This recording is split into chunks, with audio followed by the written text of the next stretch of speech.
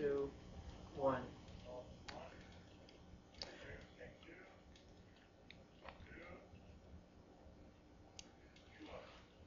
Hello, and welcome to The Journal.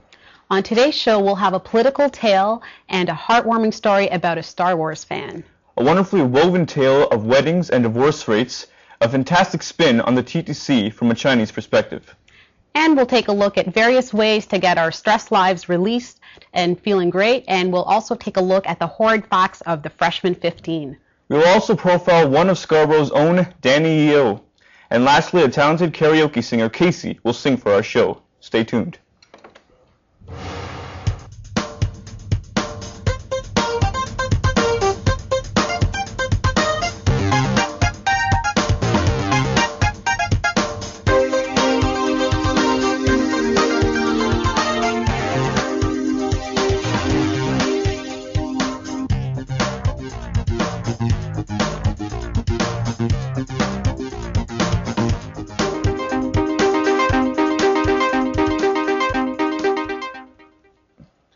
Welcome back. I'm Ajuki Ike. And I'm Jess Palmer. And our first story is going to deal with the recent election outcomes and how the voters of Toronto reacted to this election. Do you know how poor the voters was this season? No, I don't, but I heard it was really, really low. Yes, it was. Extremely, very low. And did it affect the election outcome? Yes, it did, considerably. But let's see what Daniel Rose got for us on this issue. Okay. I'm here today at Queen's Park to talk about the results of the election, the immediate effects of the results on the election, as well as what the results mean for each party leader, and the effects of the results on the City of Toronto itself. I tried to find out what sort of an effect the media had on this election. So I asked the pros. I talked to Diana Hall and Gary Dale, MPP candidates in Ontario, to see what they thought. I think it actually did have an effect. The media seemed to hold on to one issue, and they broadcast it over and over and over again. I certainly heard the Toronto Star being one of them, and I think the print media did it maybe more so than the TV. They got the one issue, and I think out of the 33 days, I think it was something like 30 days out of 33, they actually printed the one issue over and over and over again. The key reason for the Conservatives' loss was that the media decided to play up that particular issue. The right-wing media took it on because they were opposed to the idea of funding all these minority religions. And the Liberals took it on because in the last election, they had promised to withdraw the funding for faith-based schools that Mike Harris had provided. Now, before we go to the guests about what this election results mean for the party leaders, let's get some background info on them. Dalton McGuinty has worked hard over the years to become a better politician, but he's not the best at sticking to campaign promises. John Tory is a great leader with good ideas, but he has a less than stellar electoral record. Robert Hampton is an innovative leader with his party's full support, but he's had 3 attempts and lost all 3.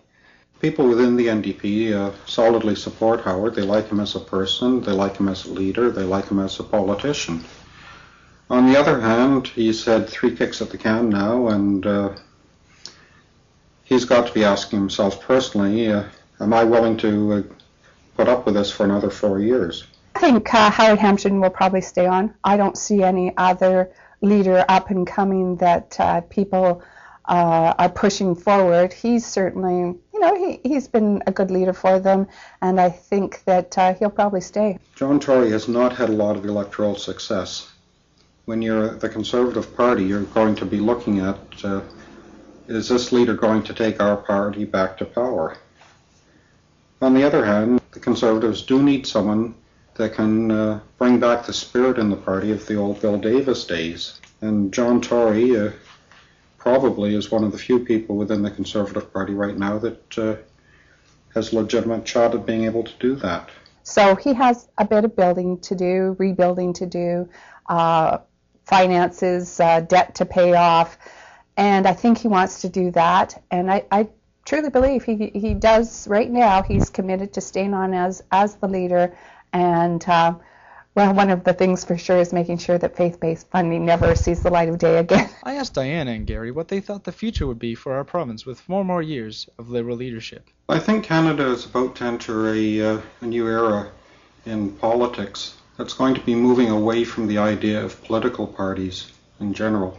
This move to proportional representation gains a foothold in Canada and in Ontario.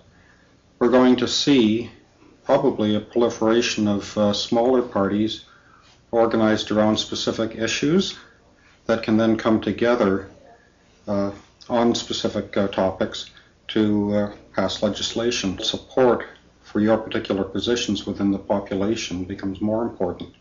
So campaigns can become focused more on issues. I still believe that Dalton McGuinty's the right leader. He didn't win the election. It was John Tory's to lose, and John Tory lost the election. Certainly what I heard at the doors was, we don't like Dalton McGuinty. We hate that he broke all the promises, but we hate the faith-based funding more than we'll put up with a liar and put him back in office, because that faith-based funding we don't believe in at all. So I don't believe that he will be the right leader. As I said, I think we'll see tax increases.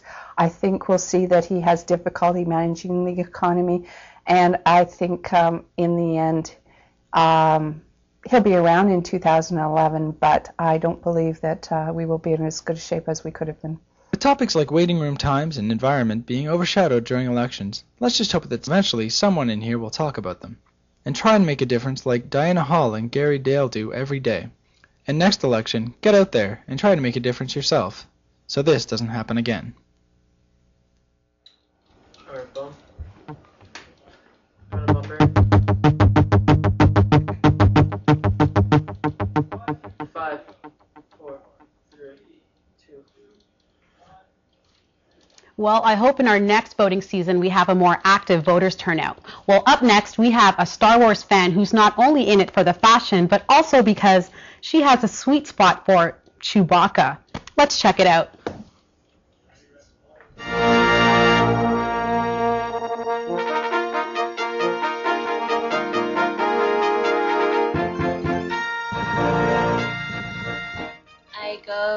I take nursing at Centennial College in Ryerson, and one day of the week I go to Bridgepoint for my clinical, and then most of the time I'm in class until 2 or 3, and then when I get home I have to do homework until like 10, and then I sleep, and then the cycle repeats itself, unfortunately. I work at Remax. I'm a front desk administrator. I answer the phone calls and I do my homework at the office, which explains how thorough and how obsessed I am about my homework. All I do is like school and work, and I always neglect my girlfriends because I neglect their calls, and sometimes I have to screen them and I don't get to see them as much. And Fridays and Saturdays I try to go out, but even then I have to do homework before I go out, so it's kind of sad. Well, I kind of figured out that I was a little bit too obsessed about it. One time I was in Mass, you know that part when they say, "May the peace be with you," or "Peace be with you," when you have to shake hands with people? One time I turned to this lady and I said, "May the force be with you." It was pretty bad. I don't think she noticed, but I noticed. So I get home and nobody's around and stuff like that. I get really obsessive about Star Wars. Nobody knows, but I'll show you my secret Star Wars alter ego, but secret. Nobody knows I have the Force. Okay, so this is my little niche in the world of Star Wars stuff. This is just a little collection, if you want to take a look.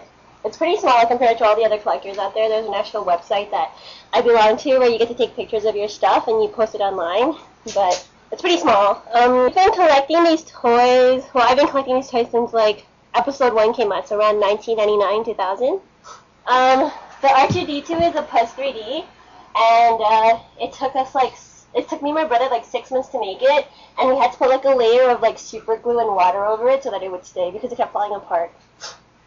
Darth Maul, even though he has a double-ended lightsaber, he's not even that strong, okay? Darth Vader is Anakin frickin' Skywalker. He's the prophet. He's okay, fine, not Jesus, but, he's, cool. She can get pretty crazy when it comes to her obsession. Sometimes, not all the time, but sometimes, she puts her hair in the buns across the ears like she's Princess Leia, right? And she has a huge fetish for Jabba the Hutt, and her cell phone ring is it's the lightsaber sound, right? So whenever it rings, you hear the zero, and sometimes she hasn't told anyone this, but she doesn't shave. She doesn't shave her armpits or her legs for months at a time. Sometimes, just her favorite character is Chewie. You know, Chewbacca. Chewbacca. Yeah. Okay. Yeah, it can get pretty nuts.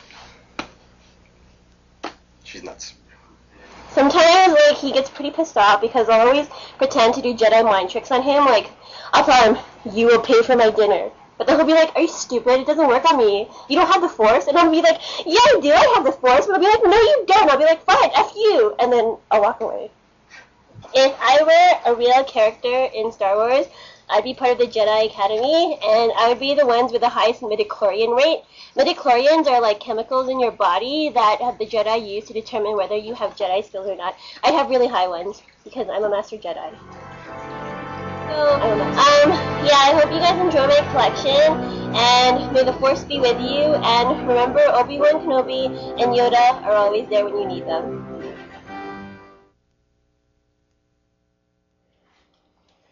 In 5, 4, 3, 2, go ahead. Welcome back. Weddings and divorces. They're all connected in how. Our next story deals with weddings and divorce rates in and around Toronto. What happens when marriages go awry? Why do people get married in the first place? Well, I have the answer to these and many other questions. So let's check it out. You and your lover sitting in a tree. Kissing. First comes love, then comes marriage, then comes a baby in the baby carriage. But what comes after that? Nothing has your family leaping for joy more than when you tell them the good news.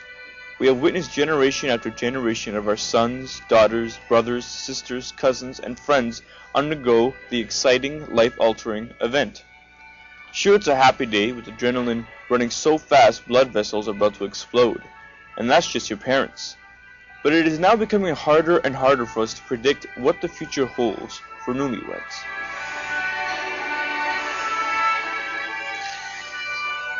Marriage in society, that's what people talk about in terms of any form of relationship of intimacy and committedness to each other. Something that very challenging that we have to work on, especially because we're from different cultures, but at the same time it's a gift as well that we have to take and work on. A union between obviously a man and a woman, and the commitment to love each other till that point forever. We all have our own opinion of what marriage is, and most of those opinions sound pretty much the same. But where is the will for commitment in today's society to live up to those opinions? Father Terry is not like other Catholic priests. He's been across the globe and is very knowledgeable on different religious backgrounds. He was willing to speak to me about this issue. The individual didn't really realize all that is involved in living together and raising a family, because it's constant communication, it's constant adjustment.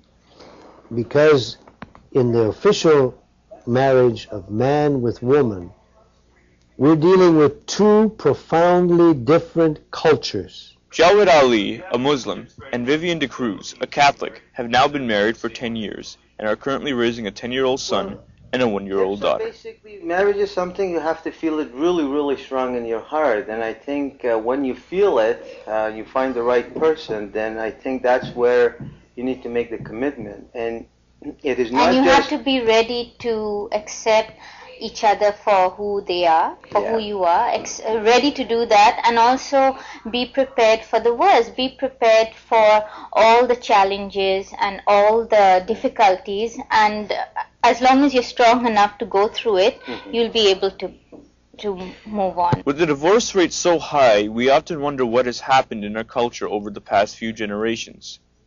Alicia Rahman is a 24-year-old student of the University of Toronto, who of course represents today's generation of young couples. I think the divorce rate is high because people have become very selfish. What do you mean I can't read my pornography? You know, you just trade everything up. Like, you know, my wife doesn't like dancing, or my husband doesn't like staying at home with me, I'll get a new one. What do you mean I can't have my skin books? It's become not like a person anymore, it's become like a thing. Human beings have become like an object. So I think the divorce rate, yeah, people are really just selfish. No one wants to work for commitment anymore. Many aren't up to the task. Why? Often we're just raised, men anyway, to be self-centered and to have it our way. And we've come from a culture that's very patriarchal. And the man's word is law. And your wife is expecting you to be a partner, to carry the burden of the work of the home, the work of the children, the work of financing. And we may not be used to that. There are many reasons for separation, some legitimate, some not. But it is a fact that it is up to the individuals to make a compromise and work together as a team. We have a say in our culture, you know, marriage is like a very weak strand, you know. If two sides pull it, it'll break. So you have to work together. If one pulls it, the other one has to give, you know, so it doesn't break.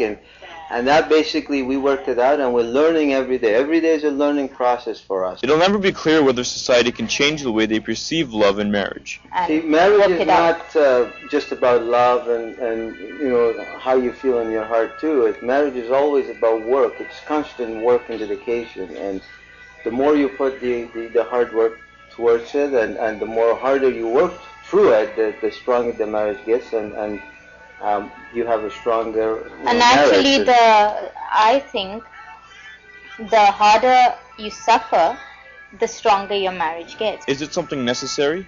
Is it something to discard? Though the concept of marriage is universally a thrilling and comforting concept, Thank you, God. are we ready, and are we doing it for the right reasons? It's up for you to decide. This is Jess Palmer, reporting for the Journal.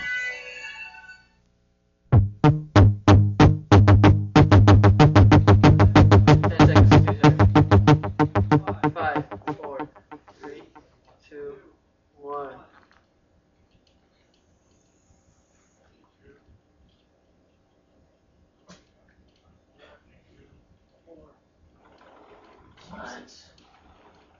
Now, what would you do if you didn't speak a word of English and you needed to get around the city using public transportation? Well, of course, you'd hire an expensive translator. But if you couldn't afford an expensive translator, what you could use is a map, a myth map. A myth map? Mm-hmm. What's a myth map? Well, Jack Lou knows, and now he's going to tell you guys.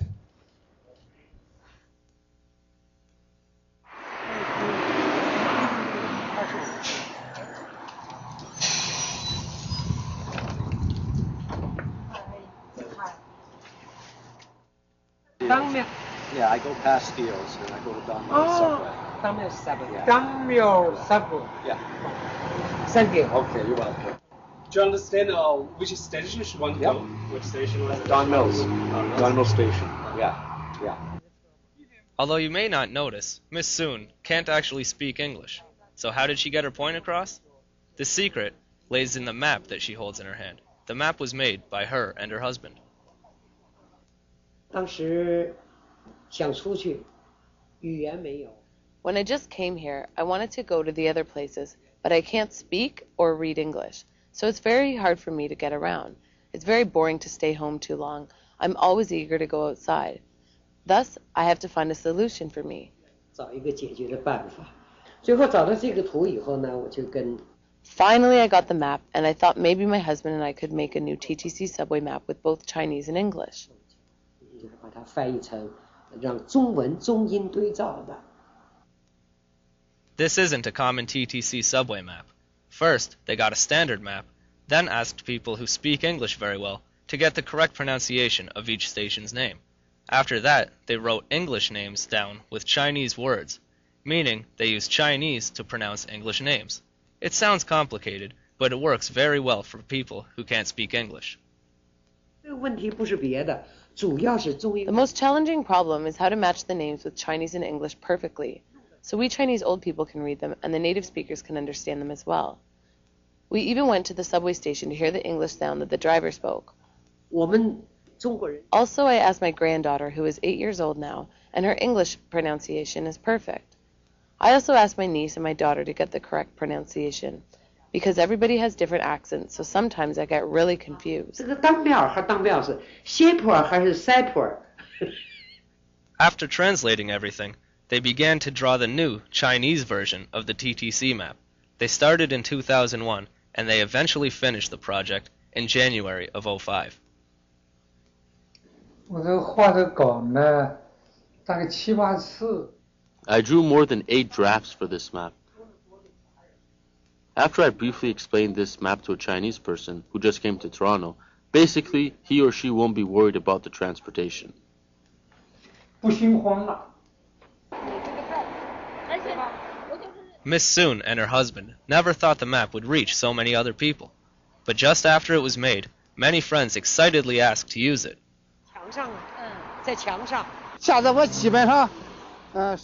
Now this map is always with me when I go out, and since I have this map, I can get into any subway train easily, and I know how to use the station to get on the bus or streetcar as well. It turns to be very convenient for me.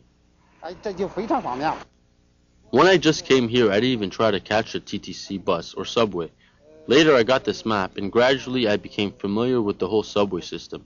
Right now, I hardly get lost because of this map. In order to help more people, they gave it to a community center, and people are loving it. We have a senior support group for the Chinese-speaking senior in our center, and this map is being translated to Chinese and is easily can follow and helps seniors to commute in Toronto, and very well done. So this is really helpful. 他们用这张地图 就可以不要儿女送。 After the old Chinese people have this map, they don't need their sons or daughters to pick them up now. They use this map and try to speak Chinese English to get to the places they want to go. Actually, they use Chinese to pronounce English. They found this map is really good, so they asked their kids to photocopy it and send it to their friends as a nice gift.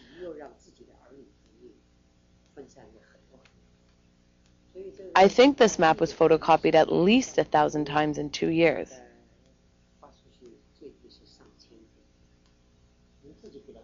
For me, I sent 500 copies of this map out at least. Although, sometimes they do make mistakes. For example, Subway? No, the subway you have to wait on the other side. but the important thing is, the driver understood what they said and which station they needed to go to.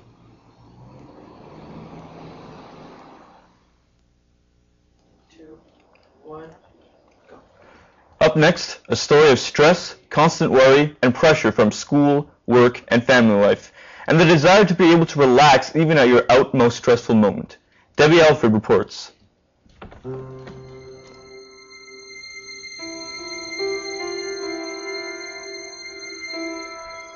Lost, alone, hopeless, and confused. These are some of the words I would use to describe my mental state a year ago. Fear of the future and the unknown. Life was overwhelming me, drowning me. I didn't know how to get out. A friend suggested to me that I try meditation and spiritual healing. It's a great idea, but how and where to start? That's where Faye Mansfield came in, a teacher in meditation and energy healing. I spoke to Faye to get some advice and tips on how to start my spiritual journey.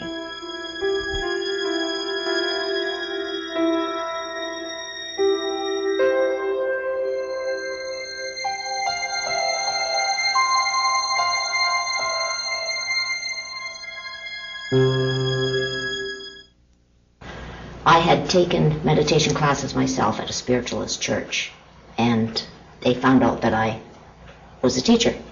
So at the end of the 2-year program, they asked if I would come in and be an assistant teacher. So I started there, and then I branched out, started teaching out of my home and other people's homes, and then Debbie Purvis opened Odyssey. Learning to meditate is learning to develop the mind.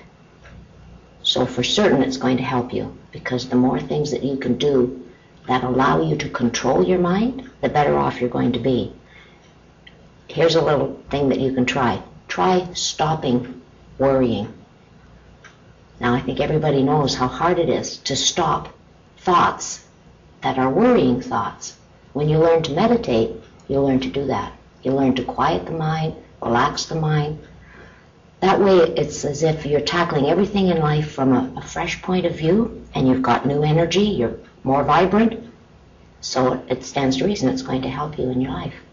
What are some of the different forms or different types of meditation? There are formal, informal, structured, and unstructured. And informal is one of my favorite stories where the monk is said to meditate to the sound of one hand clapping. And of course there is no sound when you're only clapping with one hand, so that's learning to just be in the silence. And it can range anywhere from there to a very, very structured one where somebody takes you on a journey, all of course in your mind. What are some of the basic techniques that a person can use to help them along with their meditation? What I tell people is to do whatever is going to facilitate them having the best experience that they can. But there are some definite pointers. First of all, clothing. Choose comfortable clothing. Don't you choose restrictive clothing. That way you can sit however you want. Posture of the body is important. You want the spine to be straight, whether you're sitting on the floor with the spine straight, whether you're sitting on a chair, whether you're lying down. Put on relaxing music. The whole idea is to relax the body and the mind, so do whatever it takes to help you get to that relaxed state. Okay, everybody, just ask you then to make yourselves comfortable and close your eyes. And just focus on your breathing. And focus on breathing in and breathing out slowly. And as you do so, you begin to relax, going deeper and deeper, more and more relaxed. Now in your minds, I want you to imagine that you are connecting to the source of all energy, the source of all creation. And we're going to ask that source to send us a beam of white light, representing the highest, purest, most divine form of energy. So how many times a week do you think someone should meditate? I think it depends on the person and what they're trying to achieve. For me, learning to meditate is probably the most single important thing you can do in your life. So I would say once a day, but not be too often. By putting Faye's tips into practice and doing my meditations every day, my life has taken a great turn for the positive. I know my journey is far from over and I still have a long way to go. But the important thing is, I no longer fear the trip. I'm Deborah Alfred, reporting for the Journal. 5, 4, okay, remember.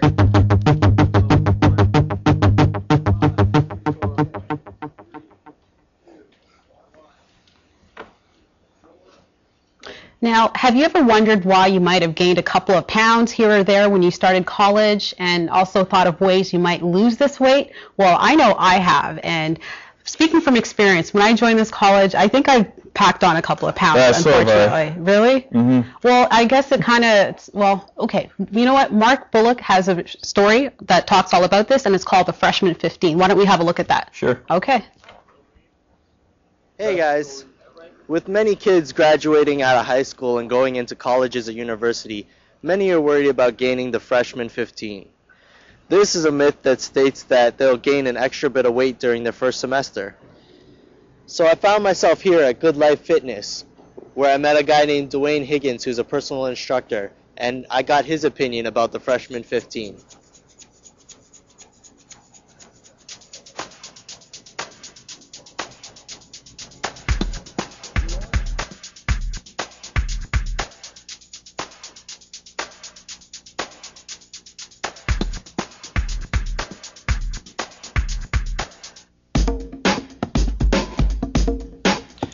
So when I met up with the real personal trainer, I asked him some questions and his opinion on the freshman 15. Basically, I've heard that most students in college do gain the freshman 15, and most are not happy with it. It's give or take 15. I mean, some kids will only get 10, some will get 20, 30, you know. It just depends on the kid and depends on their situation and how bad they eat and how frequent they do work out, if they do.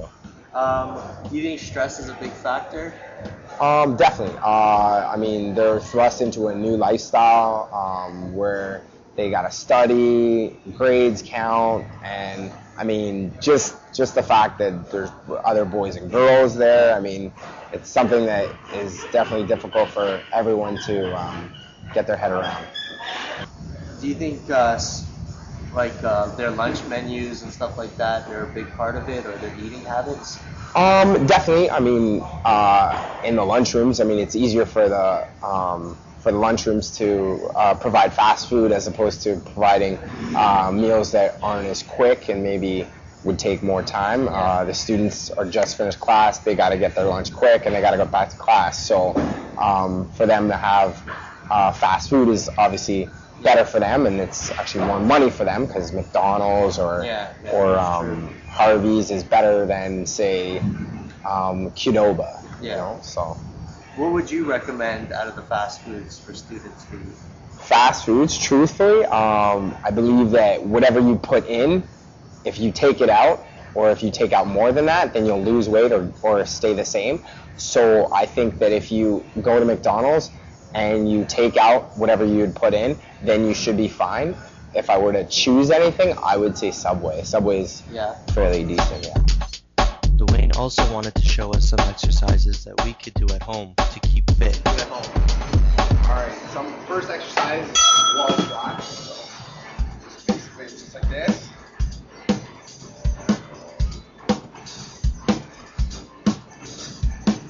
That's the first exercise. Tricep dips. You can do it on the edge of the chair.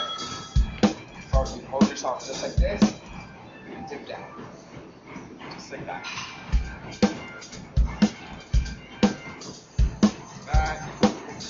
Perfect. And then the last exercise I can show you are some leg exercises on the mat. Just come up closer. And basically it would just be like this. That.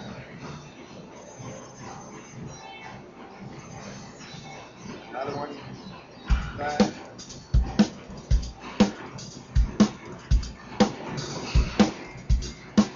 There's also doggies, fire hydrants, just like that. Back kicks. Exercises a day, I would say ideally you could do them once a day. I would say maybe the sets and reps that you would do maybe 15 to 20 reps and maybe 3 to 5 sets. Okay. Well, the facts are there. The freshman 15 does exist, but it's not impossible to lose those extra pounds. For more information, you can visit Good Life's webpage at www.goodlifefitness.com. But remember, the myth does exist, and it is a fact.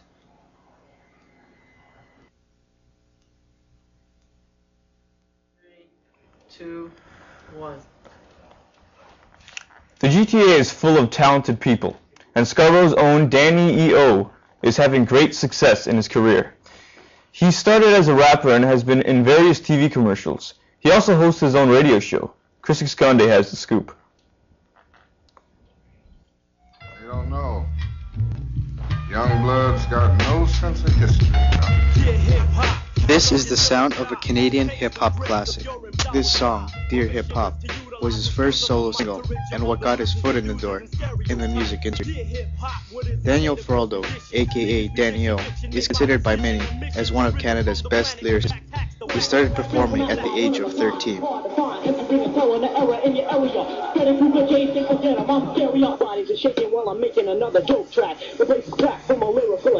Girls are going wild over my new style. Fast flow or medium tempo, but now you know, yo, you can't touch radio, so don't even try. That's a shit, you can't win. Save the earth, put your arms in the And from then on, he's put out numerous albums, numerous videos, done some commercials, and won numerous freestyle battles. We'll count back from 5. Yo, here's how we do. 4, 3, 2, 1. This is for you. All right. I am the Energizer Bunny, go on for days. We're going back to Detroit, broke and unpaid.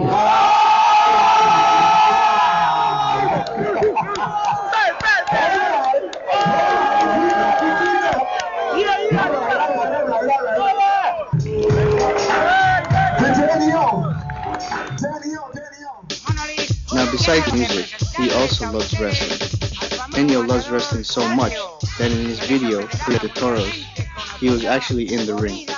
His love for the sport grew so much that he started and also hosts a wrestling radio show called The Show.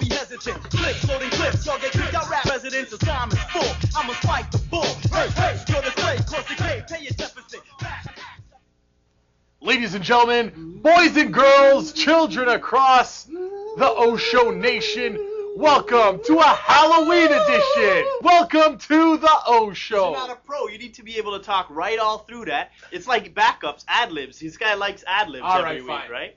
The Osho is, first of all, a title that I came up with because I'm such a huge wrestling fan. I'm such a huge sports fan. Always have been. My whole life I've loved baseball, hockey, basketball, boxing, and certainly wrestling, and of course mixed martial arts. And some of the things that make me the most excited whenever I see them in watching sports makes me say, oh, like so many fans do. So this was sort of the concept of the O Show, that expression of excitement when you're watching something really cool.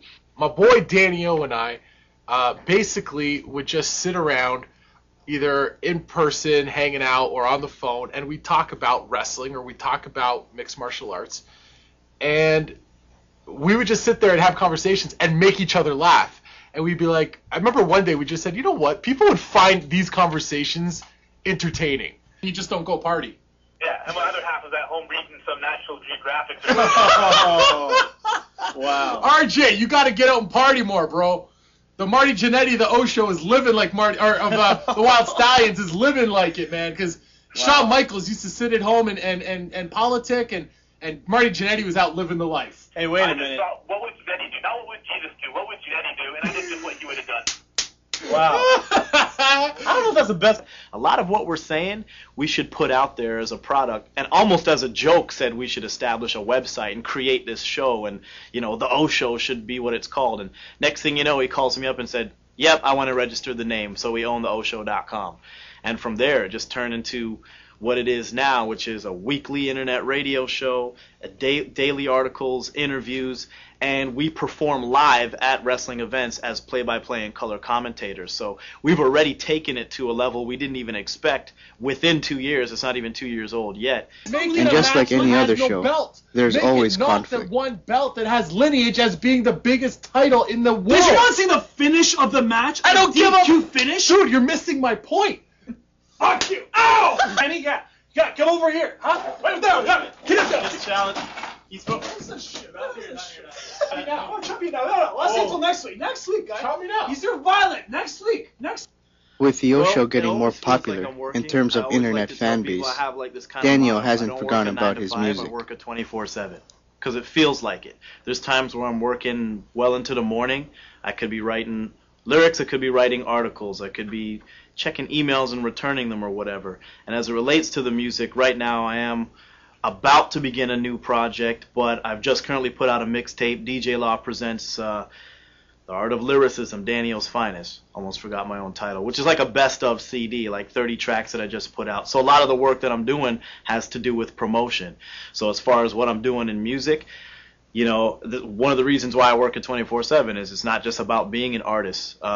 In Canada, you have to do any and everything you can to market and promote your music because there's really no companies out there doing it for us. So I'm pushing that mixtape. I have CDs out from, you know, over the past decade I've been releasing music. So before I begin that new project, that's the one that's out. I'm also teaching music now. So one of the many things that I do is I teach a hip-hop songwriting course. It's called Rock the Mic, and I actually co-created it in March of '06 for the Royal Conservatory of Music. Coming through with the rhyme, yes, I drop the flow. Yes, I drop the flow, and you know, here it goes. You know how it goes, you know whatever the track. Yeah, that's right, cuz Dane-E-O is never whack. So teaching music, still making it, and still always pushing and promoting it is pretty much what takes up a lot of my time as a musician. But again, man, I mean, the sky really is the limit. As far as what I want to do over the course of the next 5 years is like, I want to get paid. I want to make money. I want to be successful doing what it is I love doing. And if it's the O Show, if it's the music, or if it's a mix of everything I do, then I'm happy. Because like I said, I've done my 9 to 5s, plenty of them. but I'm not a 9-to-5er. So that ideally would make me happy, is to be successful in all my business endeavors. Daniel is much more than just a rapper. He teaches, he's a host, and an entertainer in general. His big plans in the near future, hopefully it'll be something to do, which is to perform his own music around the world.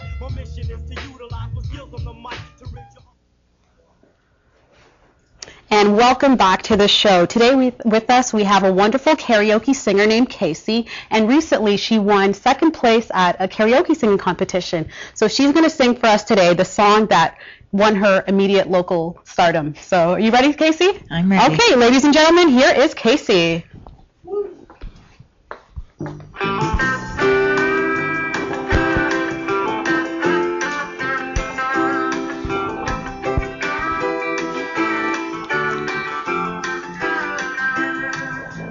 One toke over the line, sweet Jesus, one toke over the line.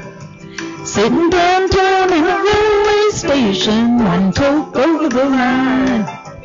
Waiting for the train, Uncle home, sweet Mary, hoping that the train is on time. Sitting downtown in a railway station, one toke over the line. Ooh, the hope of the day. I'm gonna change your life so you can pray and see about the joy and I learn about the pain that my mama said. If I should choose to make one of me, she would strike me dead. Now I'm one toke over the line, sweet Jesus, one toke over the line. Sitting downtown in a railway station, one toke over the line. Waiting for the train goes home, sweet Mary, hoping that the train is on time. Sitting downtown in a railway station, one toke over the line. I sail away, the country line. And now I'm returning and showing off my smile. I met all the girls and I love myself with you. And they've done a surprise. Like everything else that I've been through, they opened up my eyes. One toke over the line, sweet Jesus, one toke over the line. Sitting downtown in a railway station, one toke over the line. Wait for the train goes home, sweet Mary, hoping that the train is on time. Sitting downtown in a railway station, one toke over the line.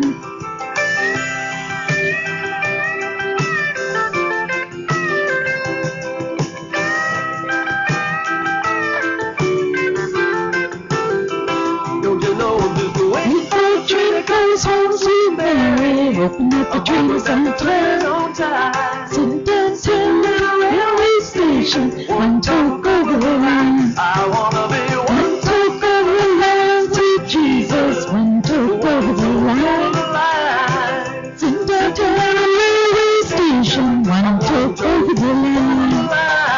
One toke over the line, sweet Jesus, one toke over the line. Sitting downtown in a railway station, one toke over the line. Sitting downtown in a railway station, one toke over the line. One toke over the line.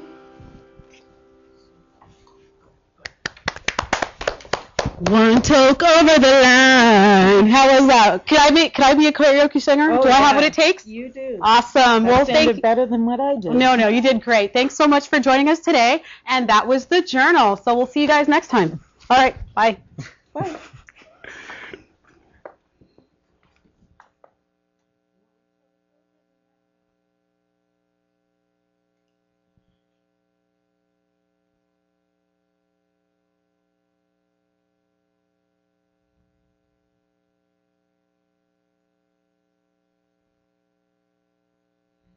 No, that was cool. Sorry, you told me to end it, right? Yeah.